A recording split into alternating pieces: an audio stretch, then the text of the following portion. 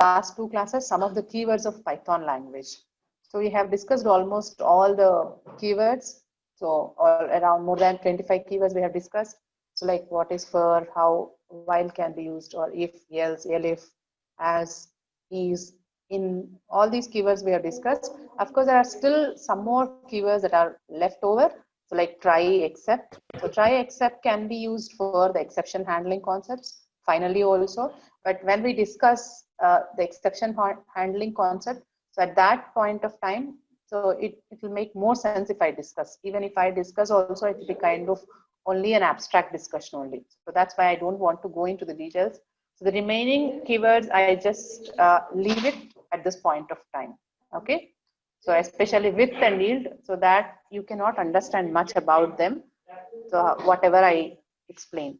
So let's continue our discussion with few other topics that are remaining in the unit 1, the Python indentation. So where indentation is expected in the code.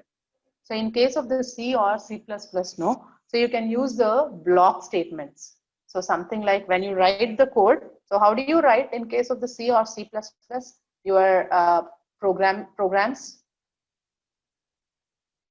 How do you write them? Say for example, I'm writing a if condition, if A greater than B, and I want to write multiple statements here.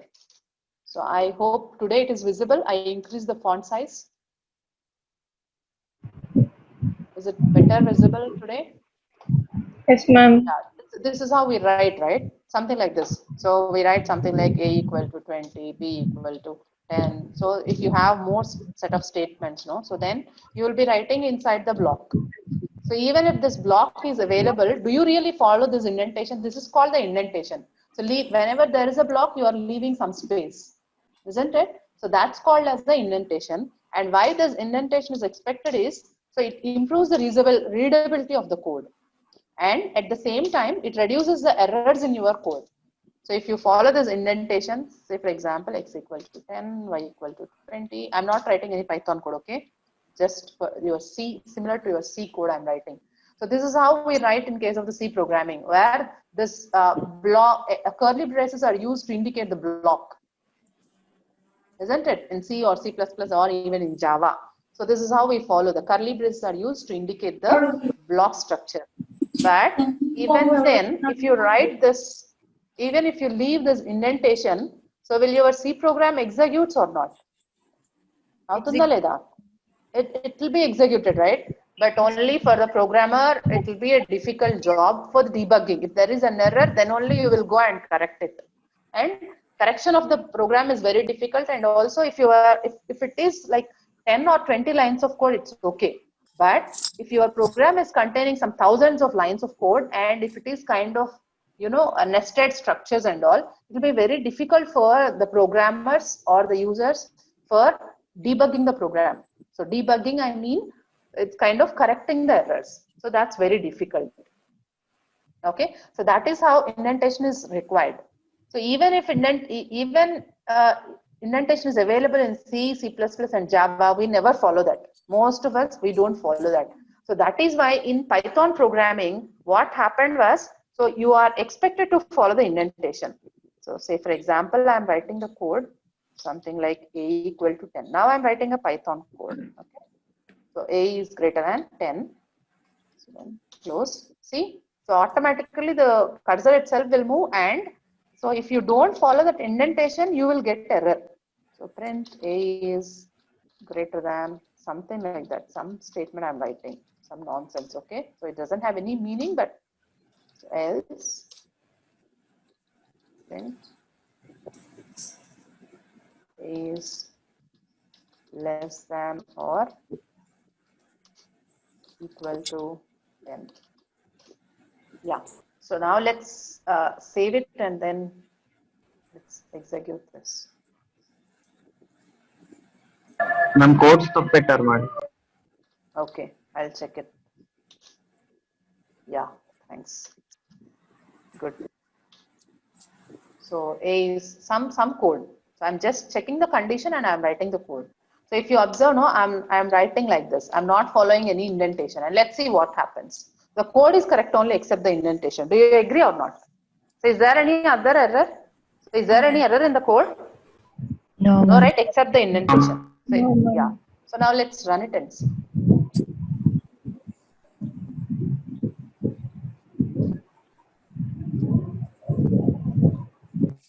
See? So expected in an indentation block. So here you need to give the indentation. If indentation is missed, then so it is considered as an error.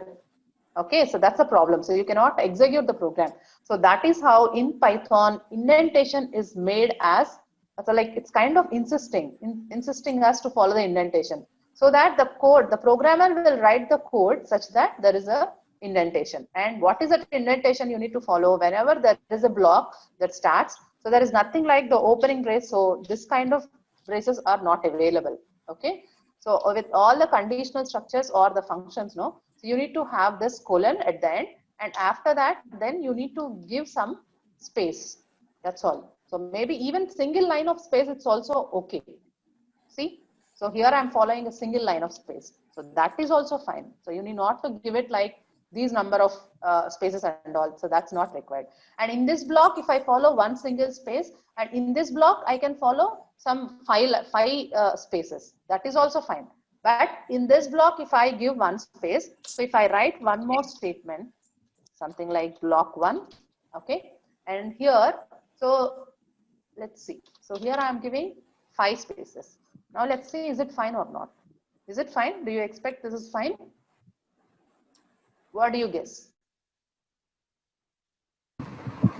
So in the same block, I am giving 1 space for the first statement and 5 spaces for the second statement. So will it be okay? It is not. So the reason is, so inside a single block, so you should have all the statements with same indentation. See, in the same line itself. If you have one more statement, so you should write it in the same line itself. So do you understand how the indentation should be followed in the block? So in different blocks, you can have different indentation, but within the same block, you should follow the same indentation. Is that okay? Yeah. So that is about the indentation. So the thing is, in Python, there is nothing like the curly braces for following the indentation, but it's like Python language itself rigidly enforces the Python indentation. So you need to give some spaces wherever you want to start the block or the function or the control structure. So I have given the example, right? So let's see one more example. So here I'm writing the if else block. So if condition, so here because inside this there is a statement, so that is how it's going to another block. So if there is another block, then again you need to give some spaces. So this indentation is not corresponding with this. So remember, these two are different. So if there is another block, then you should give another space. So if this block is over, then again you should come back to the same line. So that is how the indentation should be followed. And indentation is a must in Python programming. So there is nothing like you can escape from it. So you should follow it. The code itself enforces the indentation in the coding. So here you can see some example. So where I am writing the first statement. So don't worry what the program is about. Just to make you understand about the indentation, I have taken this code sample. So here the first line is starting here. Of course, there is no special block. So all these lines till here are in the same line. See, so where they are starting, they are on the same line. And whenever there is a for loop, no, so then there is a block that starts here. So this statement is within this block. So that this is a separate block. So that is how I am leaving some spaces and I am writing this statement here. And with this statement, the block is over. So that is why the previous block alignment only I need to follow. Are you getting it? So again, there is a for loop. So again, because there is this block is inside that for loop, so again I need to follow the indentation. So that is how you need to follow the indentation. So now, so any doubts so far on indentation? So because you will get multiple syntax errors if you fail to give the indentation. It's very simple. So it's not like in other languages. So following the indentation is a must in Python programming language. Otherwise, the interpreter will raise an error. That's all. So then there is a kind of multi-line statement where you can extend your statements to multiple lines. So see here, consider this example. So I'm going to write something like x equal to 10, y equal to 20, and where a equal to x plus y. So now let's see what a is. A is 30. Okay, and x is 10 and y is 20. So I can write this statement in a single line. So sometimes now if my expression is too long, so I might need to write the same statement in the next line also. So how do I do that? So you had to use the slash symbol whenever you want to extend a statement to the next line. Okay, and if you don't use the slash and if you proceed, then it gives the syntax error. So that is how, if you want to extend any line, any specific sentence to the next line, you should give a slash. That's a, what you call, so the slash symbol. So then you can continue that same expression in the next line. So that's how you can use multi-line statements. So such statements are called as multi-line statements because they are extended to multiple lines. Even if you can extend that to 3 lines also. So let's see, x plus, and indicating that. So the continuation is in the next line. So that's what is indicated when you have the slash at the end. X plus y. See now what is a value? So a value is evaluated. So it's simple. It's similar to x, a equal to x plus y only. But you are writing that in 3 lines. Because this expression is simple, you might not need it. So say for example, a equal to something like 10 plus 20 into, say for example, I'm using very complex statement, 30 by 20 minus 40 by 50, something like that. Okay, so if I have such large expression, no, so I may not be able to continue the entire expression in the single line. So in that case, I might need to extend that to the next line. So how can I do that is, so you just give one slash symbol. So sorry, some problem. So I hope you understand how this is working. So whenever there is a slash, you can give and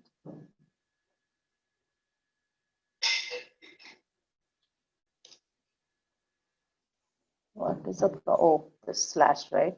That's the problem. You should not use this slash, right?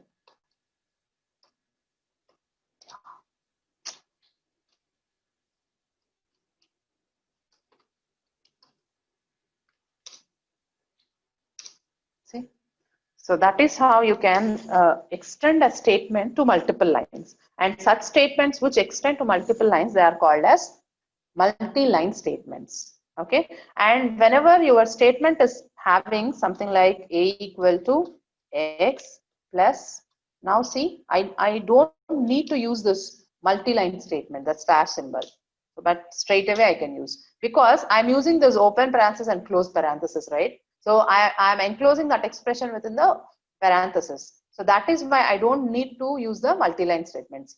So whenever you use the square brackets or the curly braces or the parentheses, these brackets, so in that case, I don't need to use the multi-line statements. Otherwise, you can use them. So that's how you can extend a single statement to multi-line statements. Now let's see how quotations can be used in Python. So these are all kind of, throughout the course you will be using. So that's teaching at in the first unit itself. So the quotation in Python, we already discussed, right? So you can alternatively use the single quotes or the double quotes. So for what the single quotes or the double quotes are used? So you have 3 different quotes in Python. So now let's see an example. So a equal to, say for example, I want to give a string, Vignan, something like this. Now a will become your string. So if you want, you can check the type of a. So what would be the type of a here? What is the type of a? String. String, right? It's a string class. So there is nothing like character in Python. So even if you consider a single character also, it will be treated as a string only. So now let's check type of a. It's a string only. Even if your string contains even if it is a single character also, so it's a kind of a string class only, right? So either you can use that single quote, or I can even use the double quotes. Alternatively, I can use the single quotes or the double quotes. So let's see. So a is Vignan. Is there any difference between these two, this Vignan and this Vignan? So here I am creating the string with enclosed in single quotes, but here I am using double quotes. Other than that, it's all the same. Some noise I'm getting from some student. Good. So that is how, Jimmy. So that is how you can use the single quotes or double quotes alternatively, either to create characters or to create strings. Okay, and there is another quotation that can be used in Python. So it's not like in other languages. So you can use triple quotes also. See here, so I'm going to use triple quotes. Usually this triple quotes, no, it's used for the documentation purpose. So for example, something like. So this is kind of documentation wherever you want, so you can create. So this is also kind of, you can create the multi-line strings with the help of this triple quotes. Wherever you want to extend your string to multiple lines, so you can use this triple quotes, or there is another use of this. So let's see for what we can use that. So triple quotes, and I'm going to write the documentation. So this program is used to test indentation in Python, something like that. So this is the introductory course on Python. So welcome to the Python group, something like that. So now the documentation is over. So you just save it and then you just run it. See? So because these statements are considered as multi-line comments, so they are not executing here, right? So these statements are, if you want it as a single, even if you can include single line, comments. So now let's see. So this becomes a single line comment. See? So if you want a single line comment, you can use this hash symbol at the beginning of your statement, or you can use the triple quotes, either triple single quotes or even triple double quotes also you can use. See, so double quotes I'm using now instead of the single quotes. But whenever you start with double quotes, you should end with the double quote. And whenever you start with single quote, so you should end that with the double quotes. See, so that's how you can use the quotation marks in Python. There are 3 different quotations that are possible in Python. So the single quote, so the single quotes, double quotes, and triple quotes. Of course, and again, triple quotes also, triple single quotes, triple double quotes. So single quotes and double quotes, you can use it for displaying strings or characters, or to create the strings and characters, you can use the double quotes or the single quotes. Alternatively, you can use, the only constraint is whenever you start the string with single quote, you should end with single quote. Whenever you start with double quote, you should end with double quote. And starting with a single quote and ending with a double quote, it's not valid. So that you should remember.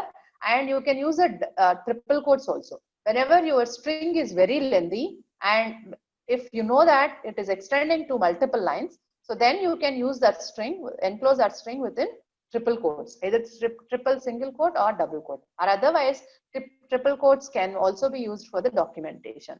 So that is how the quotation marks are used in Python. So is it clear? Any doubts so far on the usage of quotations, multi-line statements, indentation? Is it clear to all? Yeah. Yes, ma'am. Fine. So now let's see the Python input and output. We already have seen, right? But some more details I'll give you in this class. So how do we do the input and output in Python? So to get some input from the keyboard, so you can use the input function. So we already have seen, right? So wherever you want to, say for example, so x equal to 10 means, so it's statically defining your x. So x equal to 10. Or if you write a program, and so let me change it. So x equal to 10. And I'm just writing the program to display the value, that's all. Nothing more than that. X value is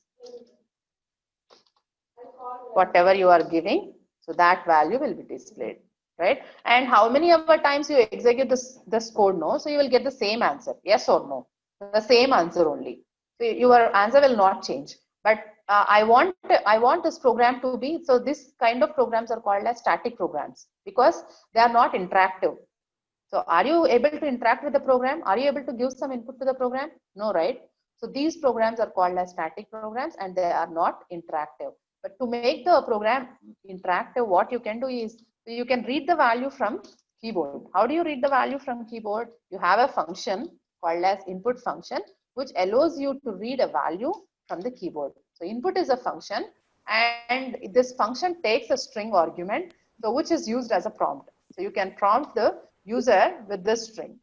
So that string you can provide enclosed within double quotes and pass it to the input string. And whatever you are passing, you are entering during the execution of the program, that will be assigned to this variable. And what is the type that is returned by input? String. String. Yeah, it's a string. So it will be returned as a string. So let's see. Enter a value, now 10. So this value is a string. So now the problem with this is I cannot do any, maybe x plus 10 is fine.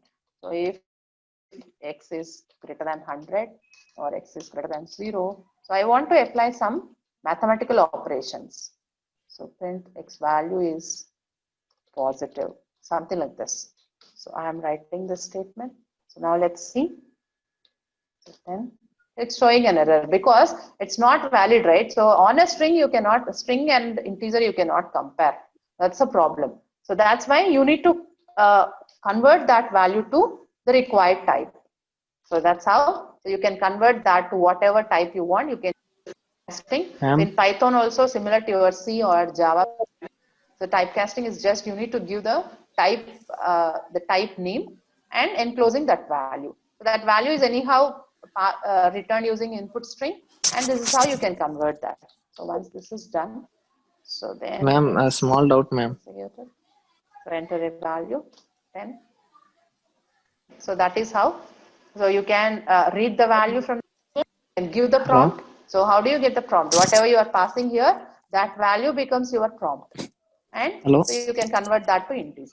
So that's how you can read the input and you can convert that to required type. Fine. So that part is clear so far. So now, Hello, ma'am. so taking the input is fine. And how do you display the value on? Yes, please. Yeah, please ask. Ma'am, can we take 2 or more inputs in a single line, ma'am? Like x, comma, y? That's not possible. No, that's not possible. If you want, you can. We should write read it in a separately. separate line. Yeah, but there are options. Not like in a single statement you cannot read, but there are options to read multiple values. Like read the entire line and take it as a list, and then Split. Okay. like string with multiple lines, and then convert them. Okay, ma'am. That is possible. That we'll discuss in the next unit, okay?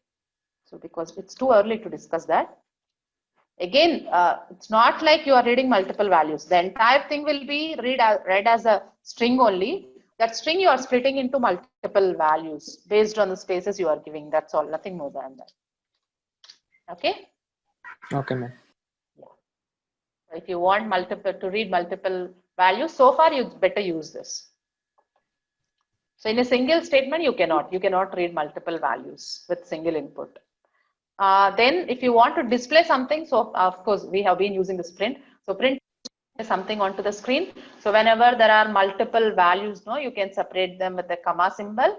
And in addition to this, we have the separator. So I hope all of you remember what that separator does. So why do we separator?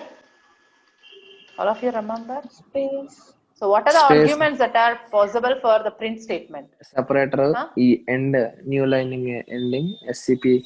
Yeah, separator and the endl statement, End. right? So now let's enter a value, then b value, then 10 and 20 are displayed. So this is how you are displaying two values with two different print statements, right? And I want to, so in between the lines, so after the first statement, where the second statement are displayed in the new line, because by default, the endl statement in your print is a single line, single new line. So instead of that, if you want multiple lines, so you can change it like this. So there is an endl statement. Okay. see. Oh, something is wrong. End. What End, is ma'am. end Not statement? Yeah, it's end. It's not ended. 10, 20. See, so after the print statement, instead of displaying one, so it's displaying two new lines. So that is how you can use the end statement. Okay, and if you observe, no, so this x value is positive, comma x, and are displaying two different values. That means whenever there is a comma, you are separating a value. So it's a string you are displaying, then followed by one variable. And how it is separated here? So even there is no space. So just simply it is separating the values. That's all, right? But if you want to have a separator in between, so you can actually have the separator as some asterisk symbols, the separator between different values. So that is also possible. So 20, see, the x value is positive and the value is 10. So that is how the separator argument and the end argument can be used with the print statement. So depending on this, you can change the format of display. So maybe as you go on in the course, you will try to understand so how to use these end and this separator symbol. Okay. So the syntax of the print, the general form of the print is you just pass whatever the objects you want to display, so like x, y, or the strings, the set of strings, that means. Then the separator argument, then the end argument, and the file argument tells you so to which output device you want to send the output. So that's what the file. See, because by default it is system.standard output, so it is passing the output or it is displaying the output to the standard output device. This sys.standard output indicates the standard output device, and flush equal to false means so don't flush any previous outputs. So that's what the flush equal to false indicates. So these are all the arguments that you can pass with the print statement of Python. So now let's see some more details about this print statement. Of course, I have given enough examples, right? Earlier also we have discussed all these things. So I don't want to repeat the same again. Already I repeated. So do you have any doubts on displaying the output and all using the separator end statement? Is it clear so far? Clear, Yes, ma'am. ma'am. Clear. Yeah. So now let's see how do we format the output. So in addition to that, sometimes similar to your C programming. So in C programming, you can format your data, or you can with the strings, you have the format function. So while discussing the strings class, we will be discussing the format function in detail. But as of now, you remember, you can format the output also with this format function. So how can you do that? So let's see that.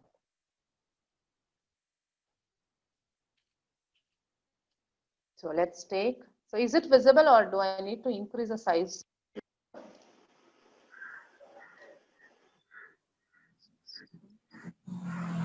Is it clear now? So now let's see, Yes, x ma'am. equal to 20, yeah, y equal to 10. So these two are the values I'm assigning. Now I'm going to display these values, print the value of x is, and wherever there is a enclosed symbol, at that point, I want to display the values. So for that, I'm writing now. So what you need to do is format of, and what are the values you want to display at these locations, x and y.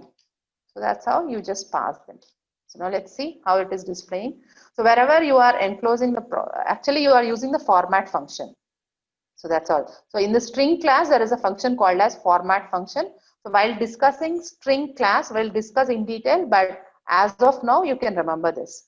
So format is a function which takes multiple values, and wherever there is a enclosed open brace, curly braces, so at that location, so these values will be passed. So that's how you can use the format function of the string class. So maybe you can mention the argument also, or the index also. So which value you want to display here? So actually you are passing a list of values here, right? So x and y, there are two values. So because you are not mentioning any index, the first value is replaced here, the second value is replaced here. But I can mention that with the index also. Here, if you observe, no. So the first value is, so 0 means what? The first index. The value of x is 20. The value of y, that is, the first index is y. So that's how it is displaying. Now let's change it, change the argument and try. So the first argument I want to display here. The second argument I want to display. Oh, yeah. So there is nothing like second argument, right? You 0, are 1. passing only 2 arguments. So 0 and 1.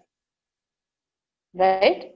So that's how you can use the format function, and you can use the indices also along with the format function. So that is what is explained here for your reading. Is it clear? And this formatting can be done for the floating point values also. Now let's see. So let's first create some integer value. Are you creating any type declaration? So do I need to declare it as integer x equal to 10? No, right? No, ma'am. So straight away you can create the variable of your choice, and depending on the value you are assigning, the type of the variable is decided. Now, what is the type of x here? What would be the type of x Int. here? You haven't mentioned it, Int. but it becomes integer. What is the reason for that? So the reason for that Number. is because you are assigning a value 10. So now let's see, yeah, integer, because it's an integer. It need not be, if it is number and if it is floating. So now let's see, Float. what is the type of x now? So it's a float. Okay, so that is how. So depending on the value you are assigning to the variable, the type of the variable will be decided. So now let's assign some a here to x. So now let's check what type of x is. What is the type of x? Now it is string. So let's create a list. So how do you create a list? Do you remember? 30. So this is how you can create a list of values, enclosing in square brackets. Oh, sorry.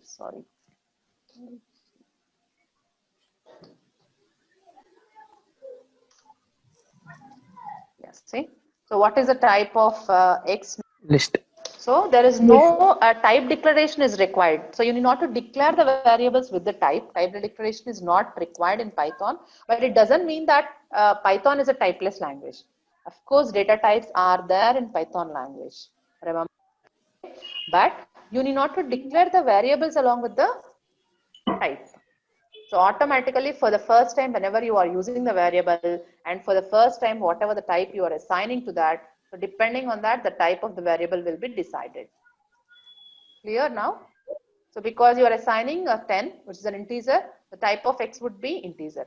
Because here I am creating a variable x. Of course, here all the cases I am using the same. Here I am creating with a floating point. So the type is floating point. So here I am creating a character. So it's showing it's a string because there is no character data type in Python. And here I am creating a list of values. So because it's a list, it's saying it's a list.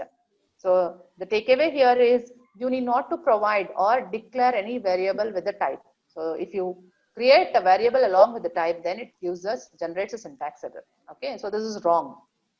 Do you observe here? So this is wrong. So Python is straight scalable. away you can assign the value. Huh? What? Python is scalable, man. Python is? Scalable. Yesterday in exam we got this question.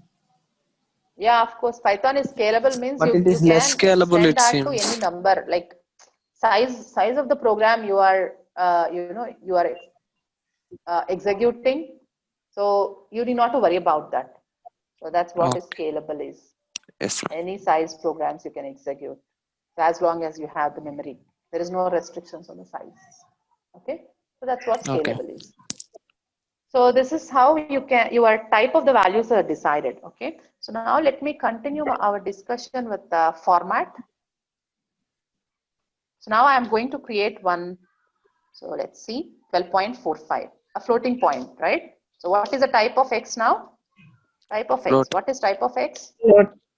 Yeah, float. So now, in case of C language, so how many points after the decimal point you can mention? You can have in float? 6. 6. Okay. If it is double? Double 8, I think, ma'am. But that depends on also on your configuration of the system. Yes, okay? yes, So processor. in Python, there is no restriction at all. Yeah. like the memory size. It's 64-bit or 64-bit and 32-bit. 32-bit. So it depends on that. So here, no, there is no restriction as such. See here, I'm typing a float. So do you expect, how many numbers do you expect for X after the decimal point? It's 12 point. All. You cannot say that. See how many it's taking? 3, 1, 2, 3, 4, 5, 6, 6, 9, 12, 15. 10. It's taking. So after the decimal point, it can take 15 because my configuration supports it's 32 GB system. My system is and 64-bit operating system. So it can access, it can take 15 digits after. Okay. So it actually depends on the configuration of the system. Fine. The number of decimal places or even integer also. Even in case of the integer, let's say, let's create A equal to, and what is the restriction on the size of A, size of integer in case of C? The range of values Minus in integer 32,000. values in C or Java. Minus Minus 32,000. 32,257 968 to to 32,967. 32,967. Right. Yeah. Now let's see here. Let's see here. Is that restriction is available or not? Let's see. So there is no restriction as such. See. So as long as your memory supports, no, it takes all the numbers. See, it's taking all the numbers because the memory supports. My memory is 32 GB and 64-bit OS. So because it's supporting, so it takes all the numbers. There is no restriction on the size as such. It all depends on the configuration of the system. So the memory of the system only. Okay. So remember that. So coming to this float discussion, no. So I'm going digressing. So now this is my floating point value. So here, this after the decimal point, 15 digits are displayed. But I want to restrict that. So how can I do that? So let's see how can I do that. So print of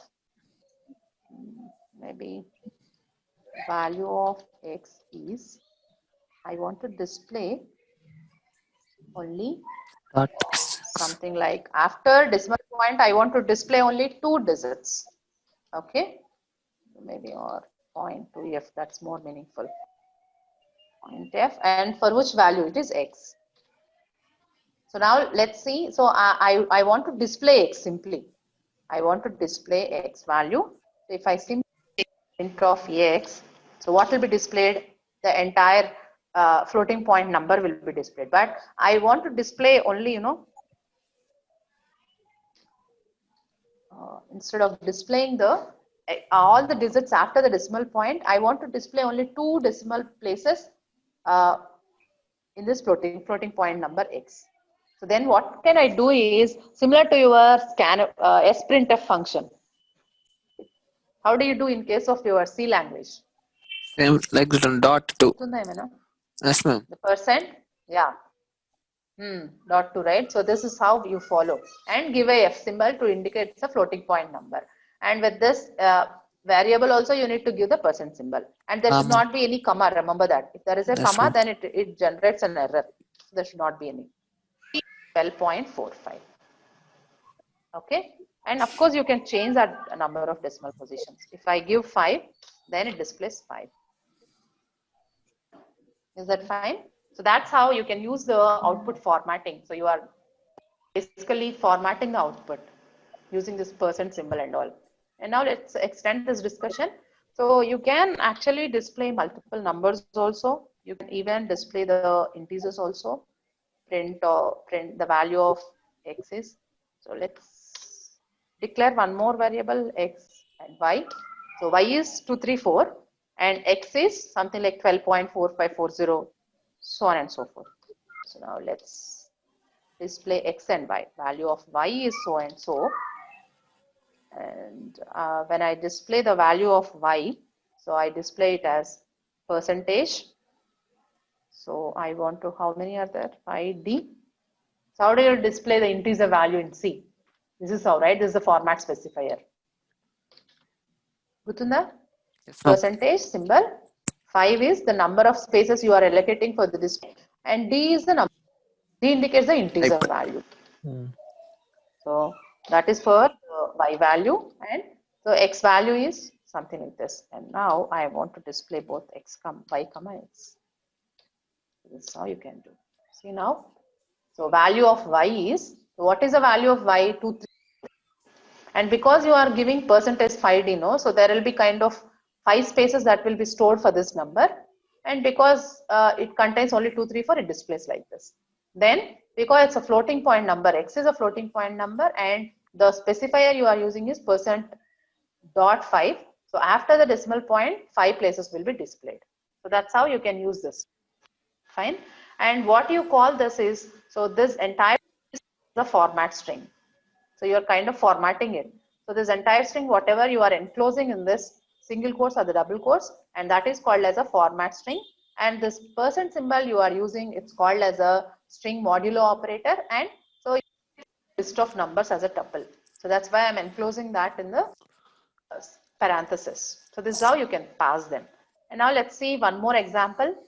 So I'm going to use this 6.2f and I'll try displaying all these values. And so now print my % specifier is, so what is the % specifier I'm going to use? 6.2f. Okay. And what is the value I want to display? The value I want to display is, so here you see maybe this. So the value I'm going to use, what is the first value here? 23.789. What do you expect? So % f, and I want to display this value. What do you expect? So digits will be 6 spaces will be stored for you. So that will be displayed within 6 digits, and after that only 2 places will be displayed. So this is how it elects for your display. And because after the decimal 2 digits, you want to display only 2 digits. So then it's rounding up the number so that 89. So you get 0.79. So because it displays 1 space. So these are important when it comes to competitive coding. Okay, this formatting. That's why I'm explaining. Otherwise, I can skip it. The first unit is over. I can say. So is it clear now? So why it is displaying 1 space is displaying the number, the dot symbol, the decimal point followed by 79. So because of only 2 digits are displayed, and how they are displayed, you are round.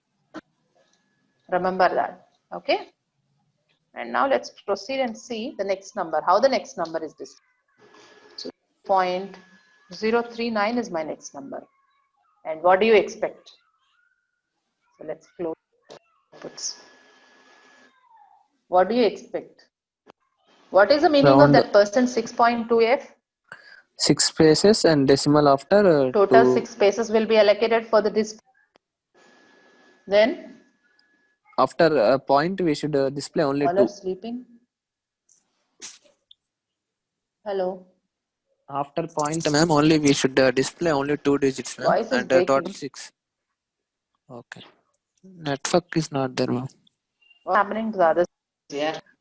So 6 spaces will be allocated for you because I'm giving 6 before the decimal point, and in the total your number will be displayed. And after the decimal point, because so there will be 2 digits after the decimal point. See, this is how the spacing will be given. And because it's only 2 digits after the decimal point, so when you round this number, how it will be? So it becomes 0.04. 04. So that's, yeah. So now let's see the remaining numbers and check. 199.8. So I hope you understand. Any doubts? Yes. No, ma'am. Clear. So even 23 is an integer, no, because you are using this as floating point number. It is It displaying will it as show a us the point dot float. not. Yeah. Yes. 2324.17. Right? Is that fine? So because you are using 0.2, so all the digits will be displayed as it is. There is no rounding here because only 2 decimal places are there. So Ma'am, I have that's how it total displays. 7. అవి total 7 అవుతున్నాయి కదా madam. Then no problem. If there is extra numbers, then only it will be a problem. So that number is only to create some extra space, that's all. So now let's see, I'm giving 16, okay? So then what happens is you will get some extra space. If it is less, then that will not be a problem. Whatever is required for your ideally number. కనబడట్లేదు ma'am. Oh no, why? సగమే కనబడుతుంది. Now it's visible? Yes ma'am.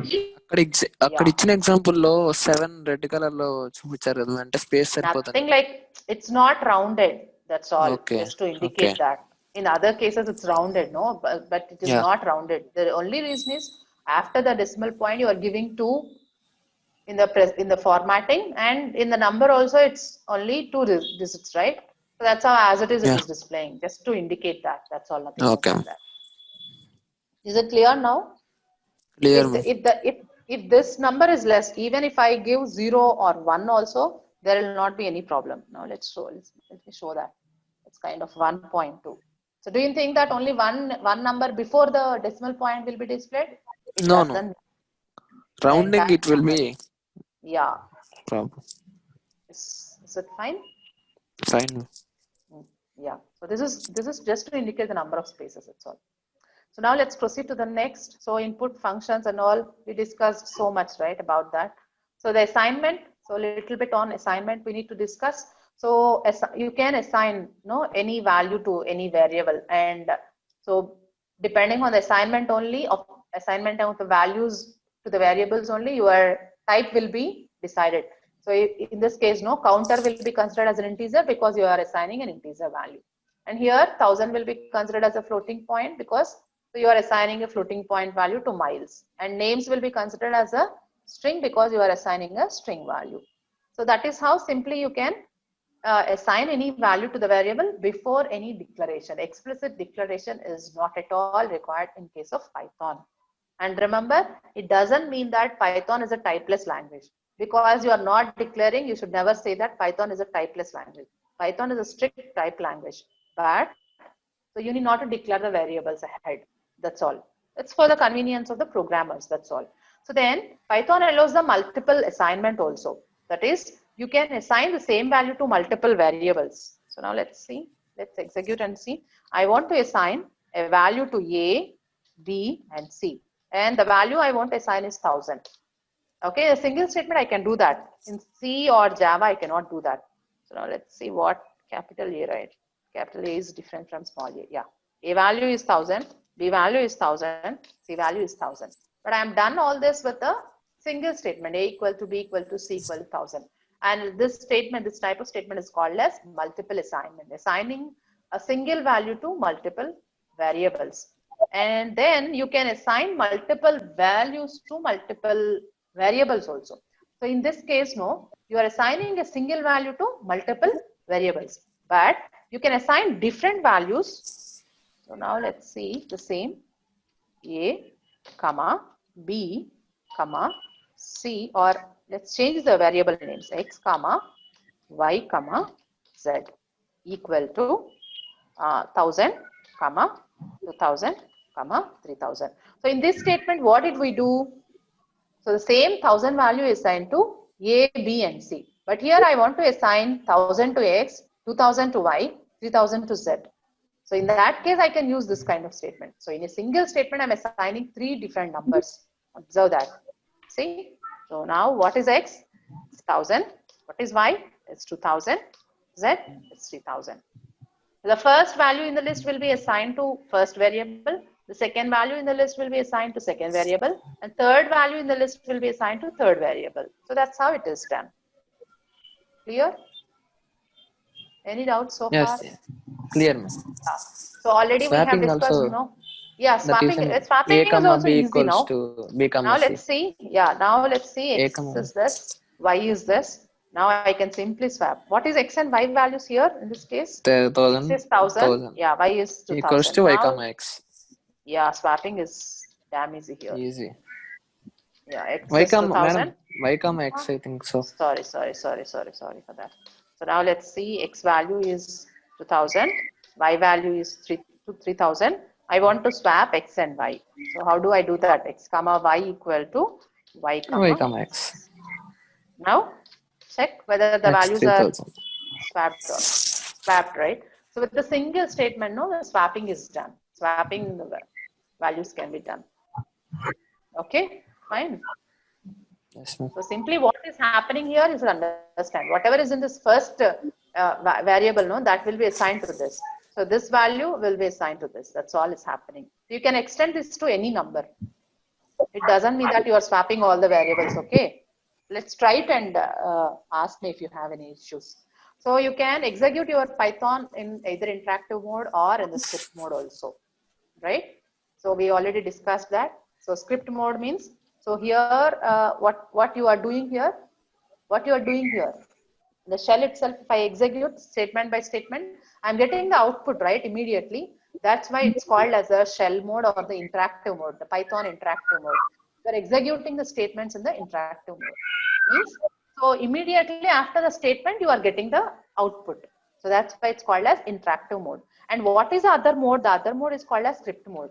So script mode means you are writing set of statements as a script, then you are saving it in a .py file, and then you are executing it. So maybe you can use it here, execute using the command run, or you can execute that with Python space s.py, something like that, right? Anything is fine, but you are executing that code.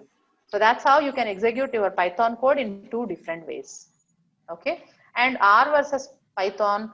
So of course, there are people who are studying R, right, along with you in parallel. So some people have the confusion, R is preferable or Python is preferable. I would say Python is preferable because Python can be used for many purposes. Like generic web applications also you can develop using Python.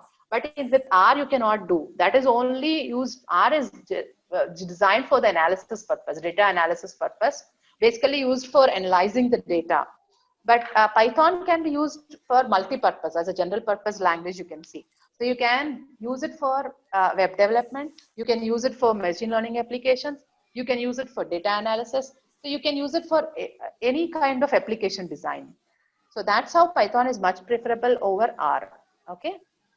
Other than that, so Game there is screen. no biasness. Yeah, games also you can design with Python. Okay, but that's not possible with R. Only data analysis. R is a data analysis tool. That's all. Whereas Python is a general purpose language. So then we already discussed about compiler, interpreter, and Python is an interpreted language. So in case of the compiler, no. So you first need to compile your source program, get the target program, and if you have any programs, no errors, you just debug it, and then so you just run the code on the same system, right? Wherever you are compiling on the same system, you need to run your code. So that's a problem with the compiler. It is a compiled program. But in the case of the interpret, because Python is an interpreted language, no, so you just take the source program, give the input and execute it, you will get the output. There is nothing like the compilation stage, right? That you are avoiding that stage. And how do you compile it? How do you execute it? Say for example, you consider the C or the C++ program. How do you execute that? So before executing, no, you need to compile that. How do you execute that? So compiler statement. So maybe in Linux environment, you must have done this. So G++ try.cpp to compile your C++ code. And that generates the object code or the machine code in a file called as a.out. And you can execute your code using /a.out. So that's how you run your C or C++ code. But the Python program, you need not to do the compilation, so that this step can be removed. Simply you need to give Python command along with your file name .py. So that's how you can execute your code straight away. There is no compilation at all. So that's how Python is different. It's an interpreted oriented language. And similar to your Java, no, there is a Python virtual machine. So in case of the Java, you have Java virtual machine, right? So in case of the Python also, you have Python virtual machine. And the Python virtual machine, it converts your Python code to the machine code or the bytecode, and then the Python virtual machine executes your code. Just similarly how your Java is executing. And the mode of execution could be the normal or the interactive, that is script mode or the interactive mode. And how do you execute that code? In the normal code, So you just write your code in the .py file, and then you execute the statement Python space your file name .py. And in the interactive mode, what happens is, or even in the normal mode also, the execution that is happening is called as REPL mode. So many of the places know, you must have come across this REPL. So this REPL stands for read, evaluate, print, and loop. So give me 1 minute. I'm done with this first unit. That's why I just extended it. I'll stop in a minute.